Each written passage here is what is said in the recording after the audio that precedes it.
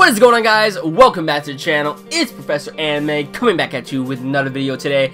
So a lot of people have been requesting me that I check out the series called Tokyo Ghoul, and I have checked out this series due to the infamous anime. However, I wouldn't say too infamous because of the fact that the anime actually left out a lot of things that the manga has. A lot of characterization and just certain events that would have made a lot more sense and made the anime more enjoyable in the first place. That's not to say that the anime is bad, because honestly, I really enjoyed the anime for what it was, but once you read the manga, you will notice the differences, and I highly recommend anime onlys to try to at least check out the manga to Tokyo Ghoul if you really do love the anime, and read from beginning to end, because there is a major difference between the two, and a lot of certain events would make a lot more sense. So I stopped around chapter 28 when it came to Tokyo Ghoul, and it's not the fact that I dropped the series. I actually really do enjoy the series for what it was. It's just that I really couldn't, catch up to the series because of the fact of school, social life, work, and just uploading other videos here on YouTube. And it really depresses me because I know how far Tokyo Ghoul Re is already into, and a lot of people have been saying that it's just been getting more hype and more hype. More tragedy is involved. Some people have actually dropped the series because of how tragic the events are, from what I've heard. So it makes me really want to check out this series, and it's a psychological series, and I really do enjoy psychological series. But, it's not the fact that I just, dropped Tokyo Ghoul. It's just the fact that school, social life, work, and uploading other videos here on YouTube really gets in the way, especially when you have a lot of backlog when it comes to other series that you need to check out, and that's why I couldn't go ahead and review Tokyo Ghoul. But, I really wanted to make a commitment this year, and I actually had a discussion with a fellow subscriber here on my channel. However, I wouldn't necessarily call you guys subscribers because, personally, you guys are my family to me, so there's that. But when it comes to, Tokyo Ghoul, I made a commitment this year that I'm going to try my very best to at least try to catch up with the series as fast as possible before Re ends. And how I'm going to do that is to try to review the arc by arc of Tokyo Ghoul. And we're going to start with today's video with the Gourmet Arc. And I'm going to give you a little comparison video, I guess, on the anime and the manga portion. So if this video does well, I will be sure to actually go ahead and review each arc by arc in Tokyo Ghoul. And also I'll be more inclined to possibly catch up with the series of Tokyo Ghoul before it ends. So if you guys really do want to see reviews of Tokyo Ghoul from me, then let's see if we can at least hit a certain number of likes on here. Let's start with 5 likes. 5 likes in total, and if we get 5 likes, then I will be sure to go ahead and review the next arc in the series. So if you guys want to see that, let's try to get 5 likes on this video. So let's begin an anime and manga comparison of Tokyo Ghoul, the Gourmet Arc. So the most obvious difference between the anime and the manga version of not only the Gourmet Arc, but just as a total, is the fact that the blood and gore within the manga version is a lot more prevalent. A lot more is shown in the manga version with blood and gore and some very disturbing scenes, but I personally really enjoy that, Now when it comes to anime, the anime version censors everything. It censors everything. There is blood in Season 1 of Tokyo Ghoul, but there are things in there that are completely censored that really shouldn't be, and I don't know why they did it in the first place. It just made Tokyo Ghoul a little bit less enjoyable to watch because of the fact they didn't show much blood and gore in the first place. I mean, this is a seinen series after all, at least from what I have seen Tokyo Ghoul under. From what I have seen on the internet, Tokyo Ghoul is looked at as a seinen series, not a shonen, so I don't know. There's that. I just wanted to get that out of the way before I get to the more obvious stuff. I have a list here on some of the things of the differences between the Gourmet Arc, so let's begin with those. The biggest difference that I think was shown in the manga that the anime actually left out was Kaneki's training. Kaneki's training had a very big impact on his character development.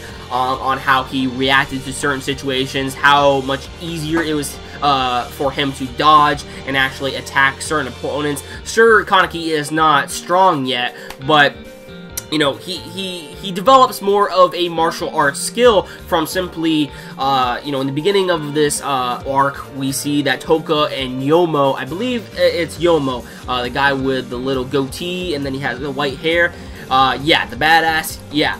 We see that Kaneki and Toka and Yomo train together, and this really helps his overall character, and it doesn't seem like he just pulled out martial arts moves out of his ass like how he did in the anime, because the anime completely skipped over this portion, and I don't know why it did, because it just seemed like Kaneki was just a badass.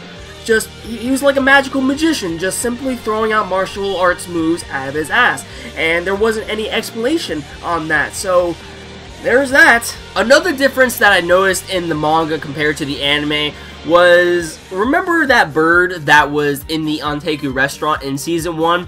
Well, that bird actually has a backstory in the manga portion, and it's quite a funny one too. And let me just talk about the anime portion really quick. I can get why they would skip out on this specific scene, because, I mean, to be honest, it really doesn't show prevalence to the overall plot, at least for what I know of right now. Maybe that bird actually does have more importance to him later down the line in Tokyo Ghoul. I really don't know yet, but from what I have saw, really I can see why the anime skipped over this portion of Tokyo Ghoul.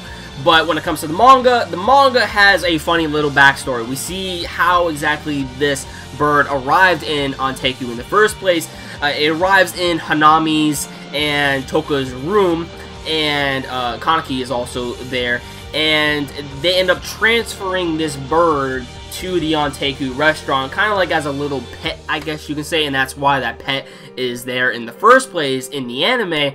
But we get to see a weakness within Toka, and it adds quite a little bit of character development in her character as well. We get a more understanding of Toka herself, because, you know, it turns out that actually Toka is afraid of birds. Who knew?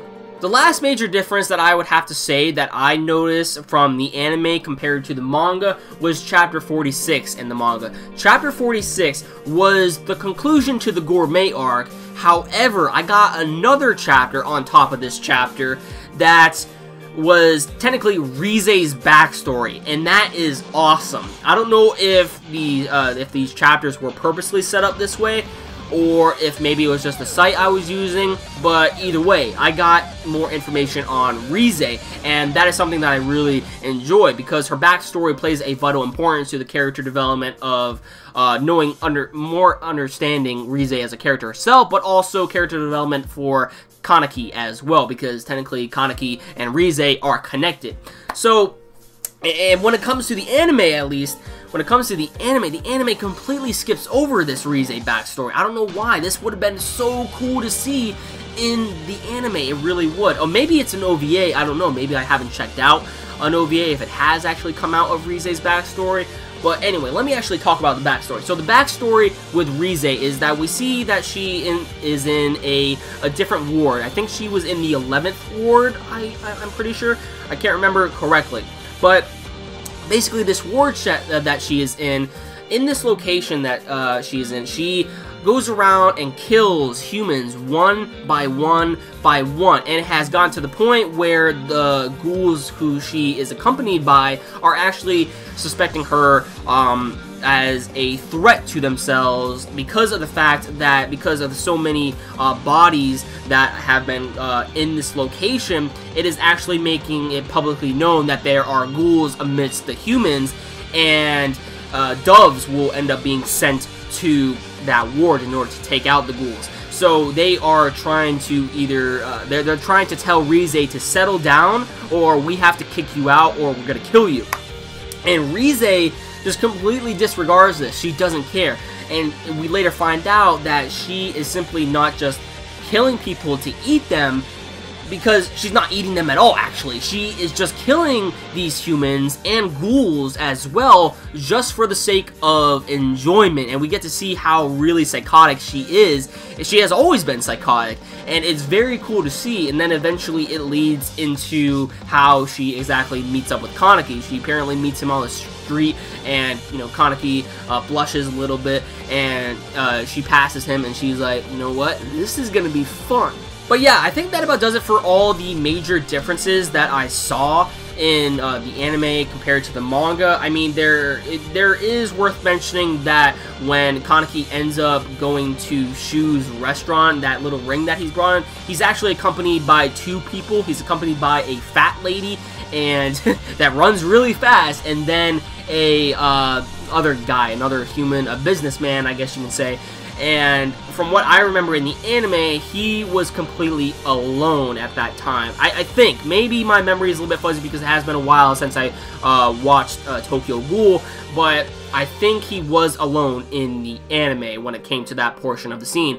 Now, as far as the manga goes, the fight between Toka and Shu, man, I enjoyed that the most. I enjoyed that more than I did the anime. Just seeing Toka go in, and all the blood and the gore, man, those scenes were brutal. They were really brutal. And just seeing when she arrives on the scene, like, she freaking just scratches Shu right across the face. His eyelids are completely split open, and they're like crossed over and everything, and that looks really gruesome. All the blood's pouring out, and Shu, like, I love Shu. Shu is just such an amazing character. Like, harmony, you know, I love that shit. I love that. Very psychotic character, but man, I love Shu. I love Shu. I really do. This was a very enjoyable arc of Tokyo Ghoul, and I really hope that I can review more arcs like this in the near future. And remember, if you do want to see more arc reviews of Tokyo Ghoul in the near future on this channel, then let's try to get 5 likes, and also let me know in the comments down below, just so I know that you guys would like to see this. And of course, if you like this video, please give it a like, and if you want to stay up to date to my future content on this channel, and possibly see more Tokyo Ghoul related content from me, then please hit that red subscribe button below, and you'll never miss a video from me. That about does it for this video, guys, and I'll catch you all in the next one. Have a great day.